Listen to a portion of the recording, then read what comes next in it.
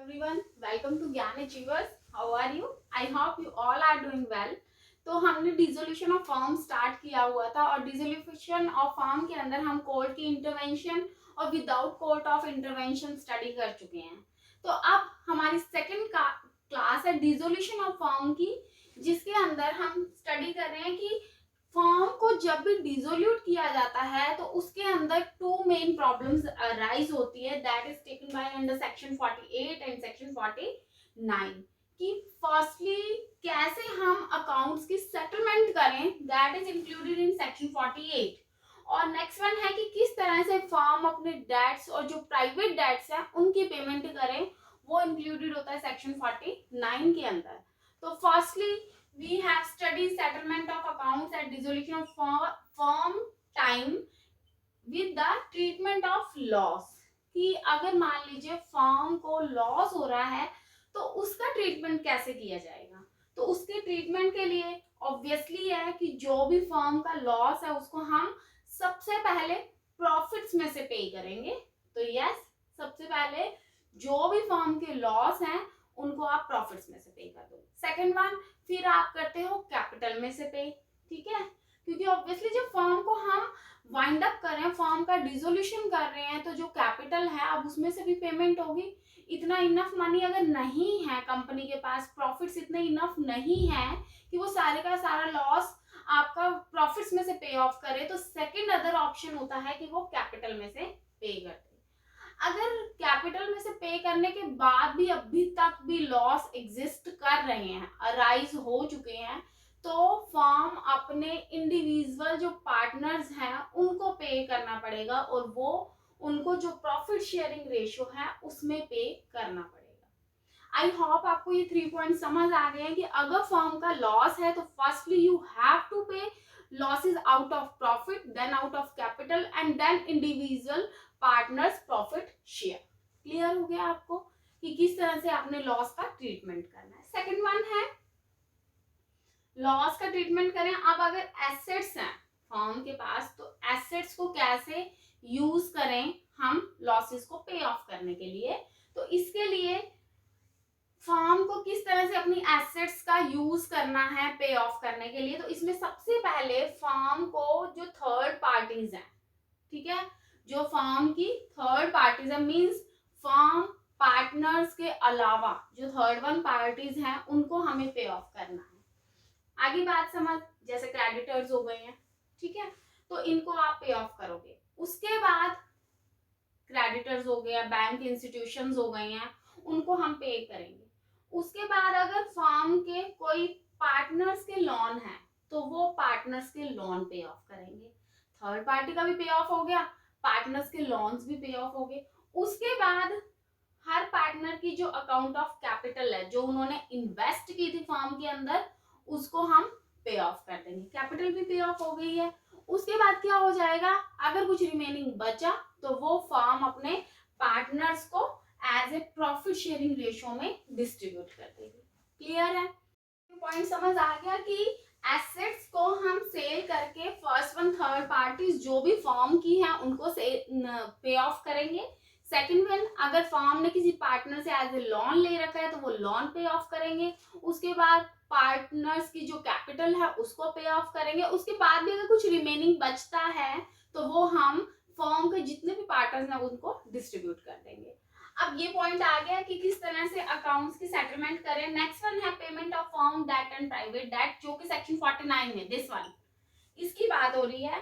तो ये क्या होता है, फर्म डेट क्या होता है, प्राइवेट डेट्स क्या होते हैं, नेम से ही पता चल रहा है. फर्म डेट का मतलब क्या है, जो फर्म ने आउटसाइडर्स को देनी है, that is known as firm date.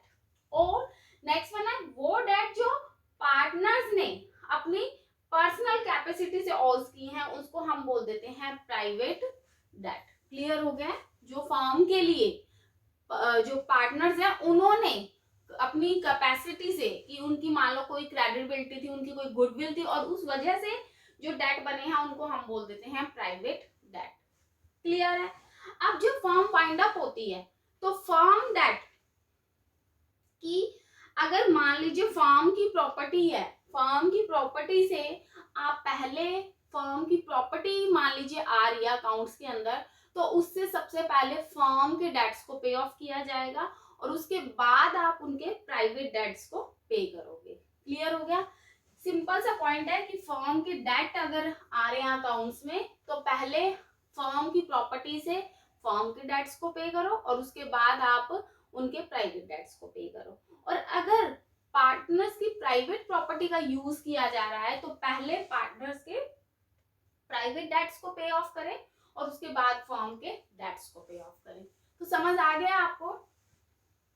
आपको डीपली थोड़ा और समझाने के लिए हम डिफरेंस कर लेते हैं फर्म डेट और प्राइवेट डेट का। अब जैसे फर्म डेट और प्राइवेट डेट में डिफरेंस देखिए। फर्म डेट के अंदर मेन जो डिफरेंस है कि डेट जो कि owed by firm to outsider, कि फर्म ने जो डेट्स आउटसाइडर से लिए हैं उनको हम बोल देते हैं firm date.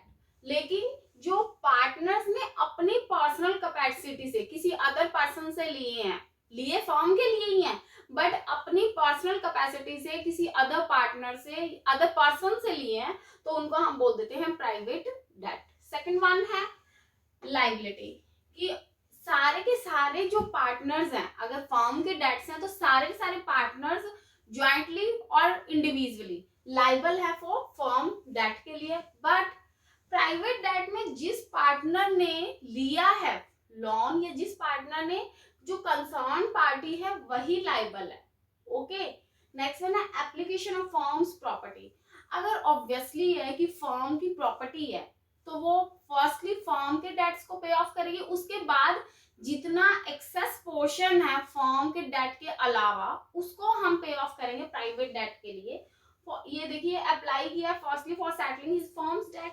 But next one है कि जो कंसर्न पार्टी है, जो कंसर्न पार्टी है या कंसर्न पार्टनर, उसका जो शेयर है फर्म के डेट से जितना ज्यादा शेयर था, मान लीजिए 5 लाख था, अब यहाँ पे 5 लाख से जितना भी ज्यादा उनका शेयर प्राइवेट पार्टी को पे करना है, वो जो हिस्सा है वो प्राइवेट डेट्स पे करेंगे। इसी तरह से सेम है प्राइवेट प्रॉपर्टी।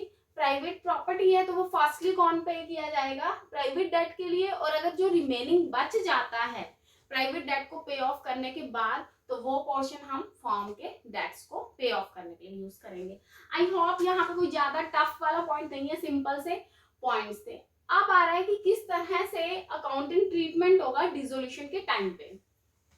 सिंपल सी बात है कि अगर इनफ मनी है तो आप क्या करोगे? अपनी एसेट्स को सेल करोगे, लाइबिलिटीज को पे ऑफ करोगे और जितना भी रिमेनिंग पोर्शन बचा वो हमने पार्टनर्स को डिस्ट्रीब्यूट कर देना। तो ये तो सिंपल है कि जब फर्म डिसॉल्व होगी आप एसेट्स को रियलाइज करो, लाइबिलिटीज पे करो और बैलेंस जो है वो पार्टनर्स को दे दो उनकी प्रॉफिट शेयरिंग रेशियो के अंदर।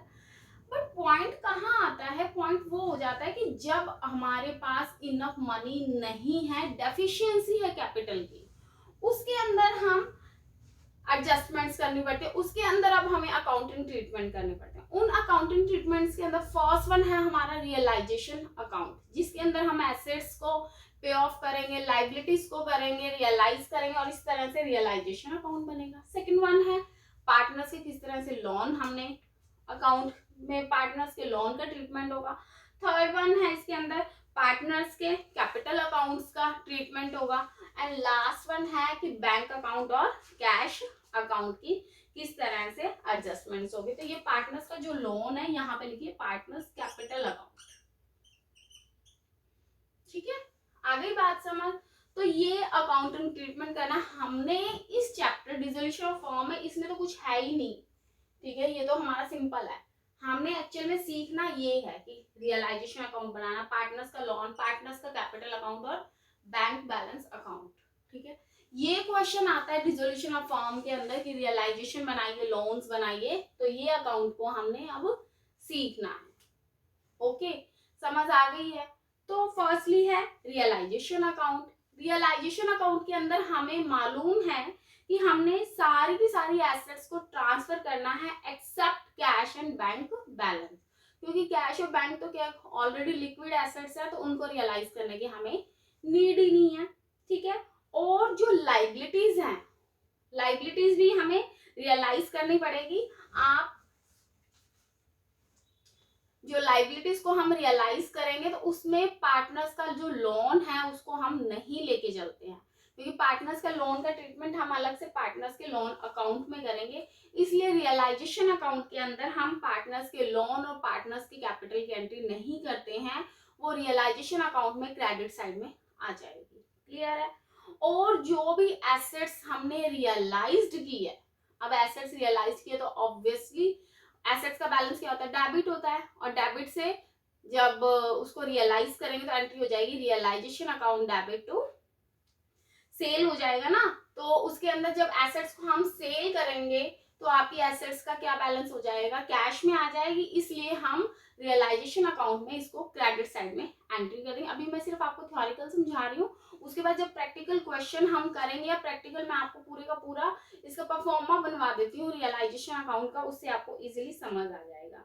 लाइबिलिटीज का अकाउंट के अंदर डेबिट बैलेंस बन जाता है, और जो भी फर्म ने डिसोल्यूशन के टाइम पे एक्सपेंसेस इनकर्ड किए हैं, एक्सपेंसेस को हम क्या करते हैं, डेबिट करते हैं, इसलिए हम इधर भी डेबिट कर देंगे। और जो बैलेंसेस हैं वो बैलेंसेस को हमने फिर बाद में रिसीव होंगे, चाहे वो एज ए डेबिट में हो या क्रेडिट में, उसको हमने फिर आगे कैपिटल अकाउंट के अंदर ट्रांसफर कर देना है। आई होप ये वाला सिंपल था आपका रियलाइजेशन अकाउंट। तो बच्चे अब ये वीडियो लेंथी हो जाएगी, ये जो पूरे का पूरा प्रैक्टिकल है कि आपको रियलाइजेशन सिखाना है, लोन सिखाना है, ये मैं अब आपको नेक्स्ट क्लास के अंदर आपकी ये क्लास लूंगी रियलाइजेशन अकाउंट की, लोन्स की, और आगे देखते जाएंगे कि वीडियो अगर लेंथी ना हो तो मैं पूरे का पूरा ट्रीटमेंट आपको एक ही वीडियो के अंदर करवा दूंगी। तो मिलते हैं नेक्स्ट क्लास के अंदर। Thank you so much, have a nice day, God bless you, and like, subscribe and share my channel please. Thank you.